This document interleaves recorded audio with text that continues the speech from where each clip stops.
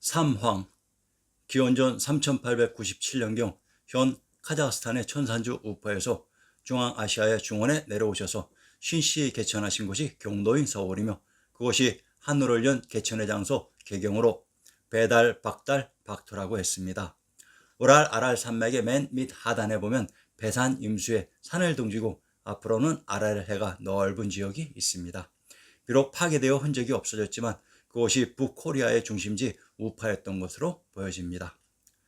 비로자나 부처님인 환웅천왕의 신시개천 이후 천하의 중심 천주가 있었던 비당금자의 금성에 부처님이 계셨고, 그곳에서 천하의 업무와 백성들을 위한 정치까지 행하신 재정일치의 사회였습니다. 자, 그런데 천왕님께서는 정치의 세세한 부분까지 관여하지 않으시고 비왕인 대리인을 임명하셨는데, 이분들이 역사 속 삼왕인 수인씨, 태호복귀씨, 염제신동씨였습니다. 천조 연해도의 장소 비당금자의 금성. 당시선 이태백의 상황서순 남경가를 인용합니다. 천조 연해도, 금강은 금성을 둘러 동쪽으로 흐르고 강이 칠성교는 북두성처럼 걸려있네. 온 세상 관료들 이곳 어진 임금에게 조회하니 아미산 신선들이 벌려선 듯 하여라. 천조란 천하의 중앙조정인 비당금자의 금성으로 이곳에 흐른 강이 금수인 금강입니다. 성교란 성주에 있었던 다리입니다. 경상도 성주의 군명을 성산, 가야, 신안, 광평, 경산, 흥안이라고 합니다. 경상도 성주의 군명 신안이란 이곳이 신도인 한양 장안으로 서울에 있었던 산인 경산을 가운데 두고 신시개천의 무대 서울과 한양 장안이 위치되어 있었습니다. 성주를 어진 임금이라고 속세의 왕으로 인식되도록 번역했는데, 실상은 성주가 부처님으로 천조 연해도의 주인공이신 천왕님 옥황상제이십니다. 아미산은 송도 서남쪽 아미현 경내에 있었던 산으로 아미산의 올라의 시에서 촉국에는 선산이 많이 있지만 아미산에 필적할 수 없네라고 읊었습니다.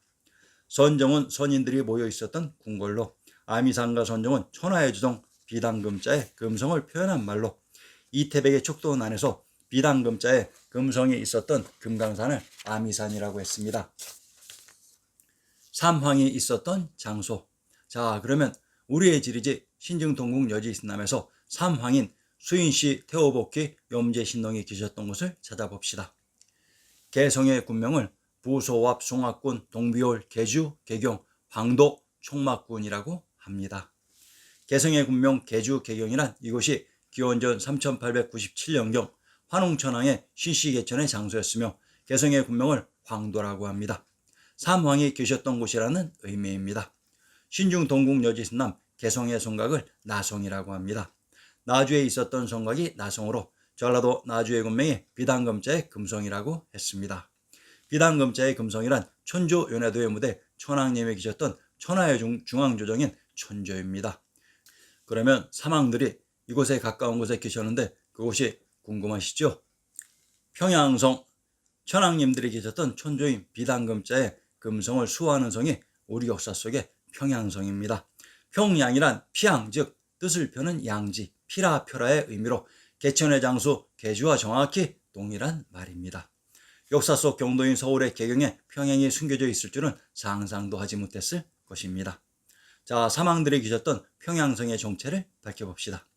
평양의 내성, 문이 6인데 동은 장경, 서는 보통, 남은 함구, 북은 칠성, 정동은 대동, 정남은 정량이라 이른다. 평양의 내성에 있었다고 하는 곳의 지명 중 정량을 살펴봅시다. 정량에 있었던 문이 정량문입니다. 그러면 정량의 정체를 밝혀봅시다. 개성의 궁시를 인용합니다. 개성의 궁실에 평양성에 정량이 등장하는 것은 역사 속 개성과 평양이 동일한 장소라는 얘기입니다. 정량궁, 현종이 상량궁을 정량궁으로 고쳤다고 했습니다. 정량의 본래 이름 상량궁이란 경상도 상주의 군명이 상주로, 이곳이 원나라의 상도가 있었던 고려의 송악이라고 했습니다. 경상도 상주의 군명 상주와 상량은 동일한 지명으로 상주란 위윗의 상국으로 천하의 중심 비당금자의 금성과 삼황이 계셨던 평양성이 일반 지역국과는 격이 다른 위윗의 상국이라고 칭했던 것입니다. 이곳에 있었던 주나라의 제국이 누구였는지 아시겠습니까? 바로 미자기의 송나라와 대나라 조나라였습니다. 왕건이 건국한 고려의 수도 송악이 중국사 25다 송나라가 건국된 미작의 송나라와 위나라의 송도였습니다. 제후국 송나라의 땅을 기반으로 천하를 통일해서 왕주의 군명 조대명이 송나라가 되었던 것입니다.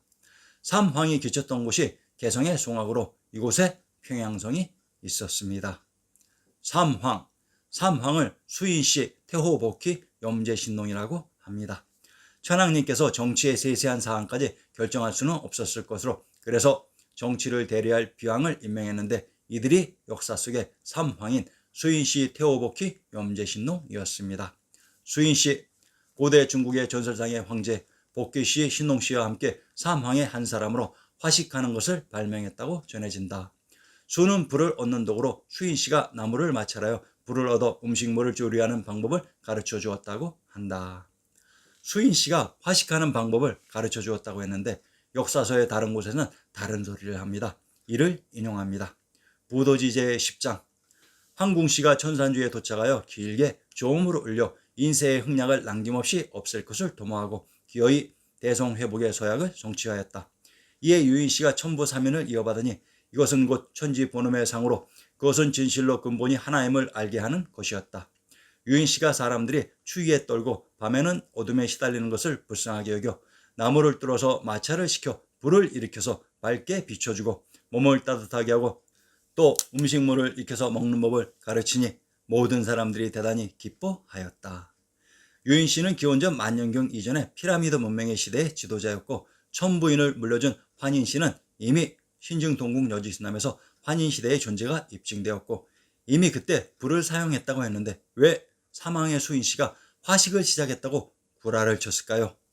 자기들의 역사가 아니니 시기를 무조건 끌어내려 이러한 문명사적 역사 시대를 고인돌 시대로 만들어버렸던 것입니다.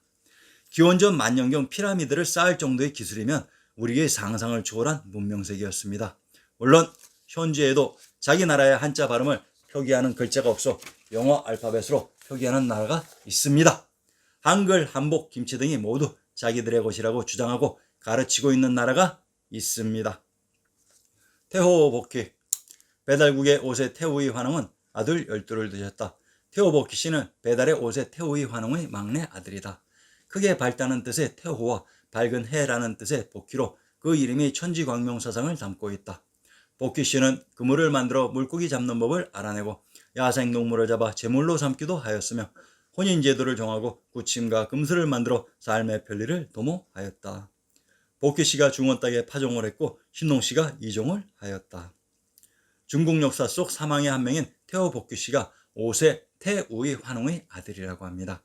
태호복희 씨는 신시에서 출생하여 우사 관직을 세습하였고 후에 청구 낙랑을 지나 진으로 옮겨갔다고 하며 복희 씨는 신시 배달의 선진 문화를 전수하고 수인 씨를 이어 왕이 되었다고 합니다. 태호복희 씨가 탄생한 신시란 환웅천왕님의 개천이 있었던 경도인 서울입니다. 중국 역사 사망의 한 명인 태호복희 씨의 무대도 모두 우리의 지명들이었습니다. 염제신농 전설에 나오는 고대의 제왕, 중국 고대의 불의 신인데 화덕으로 나라를 세웠다고 한다. 성은 강씨이고 호는 열산씨 또는 여산씨이다. 황제와 함께 소전의 아들인데 유교씨에게 장가들어 나왔다고 한다. 원래 강수에 살다가 동쪽 중원으로 이동해 일찍이 황제와 판천에서 싸워 패했다. 염제신농씨는 강씨의 시저로 이분이 계셨던 강수가 부처님이 돌아가셨다는 여비 강하의 열반강으로 이것이 역사 속에 아모르 야르 아르인 압록강이라고 했습니다. 삼황이 계셨던 곳이 황도로 이곳의 성이 역사 속 평양성이었습니다.